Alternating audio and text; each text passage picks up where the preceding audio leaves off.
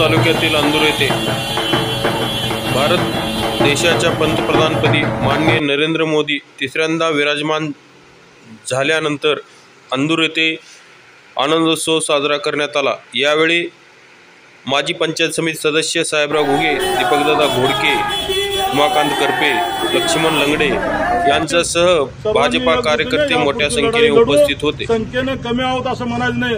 5-10 मावळे घेऊन अनेक किल्ले शिवाजी महाराजांनी लढलेत। आपण या पुढची लढाई कमी आहोत ही मनातनं भावना काढून टाका। आपण संख्येला चांगल्याला कोण सहकार्य लगेच करत नसते।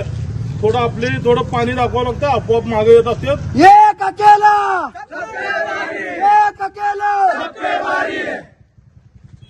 आदरणीय अकेला एक अकेला नरेंद्र मोदी जिंदाबाद,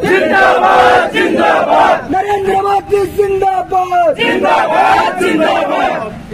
64 वर्षानंतर या भरतभूमीला नरेंद्र मोदींच्या रूपाने जनसेवक, आता राहुलनी सांगितलं की प्रधान सेवक म्हणून आपला शपथ ग्रहण सोहळा आपण आज पाहिलेला आहे।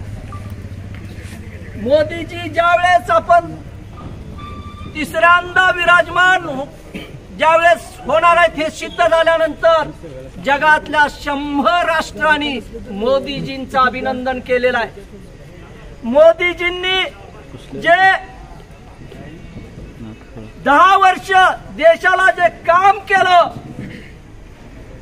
370वा कलम असेल, राम मंदिराचा मुद्दा असेल, आयुष्मान भारत योजना असेल, अशा शेकडो योजना गोरगरिबांच्या कल्याणासाठी केलेल्या आहेत।